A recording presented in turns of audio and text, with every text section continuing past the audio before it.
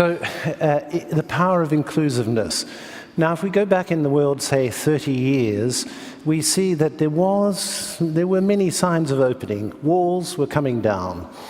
Many initiatives were taken to open up the world, which I think brought many benefits. If we look around the world now, there are many signs of closure. Walls are being constructed. There are many policy measures being taken by many governments, closing borders to persons, closing borders to goods. I wonder if I may ask how you see all this. See, yes, it's true, you're seeing that as a global situation, but we need to understand this. Bringing down walls without bringing down economic disparity is not going to work.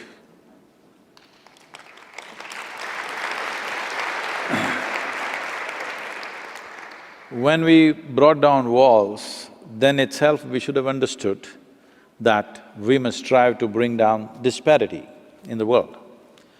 No man or woman wants to leave their home and go somewhere else to some strange land and live there just for survival. Nobody wants to do that.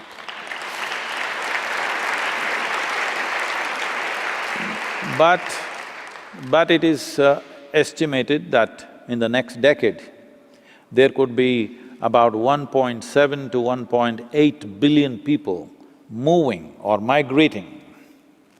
When that many people start migrating, your wall is not going to work anyway.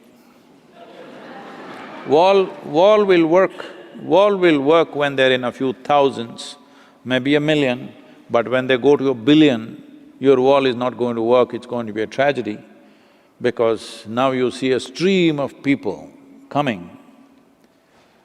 Well, can every nation just open up its borders and say, welcome, live on the streets? Not possible, yes?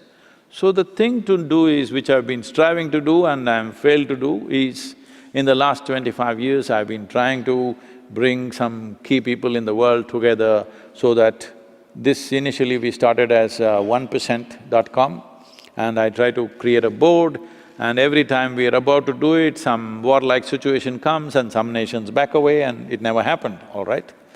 The idea was just this: 1% of what we invest in our defense forces, as we call them, arms and armaments, what we invest, if we contribute and we institute a board of people who are from responsible businesses to be given as soft loans to these businesses to start enterprises in impoverished societies where it's not profitable to do business. A business will naturally try to do business where it's most profitable. You cannot ask them to go and do business somewhere in one corner of Asia or Africa because they are looking at their profitability. Essentially, this attitude is because money is expensive. The money is expensive.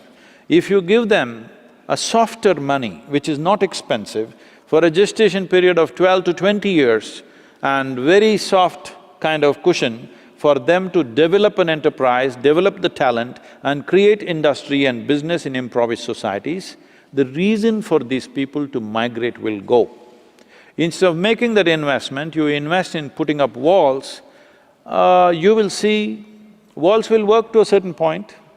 I'm not even saying it's wrong, because the sovereignty of a nation is essentially determined by the geographic borders. I'm not saying every nation can open up and let people inside, it's not possible to do that.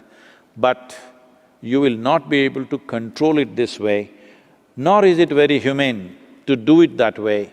So the only way is, in some way we must see how economic disparity is lowered. We cannot level it absolutely, it's very, very far away, leveling it.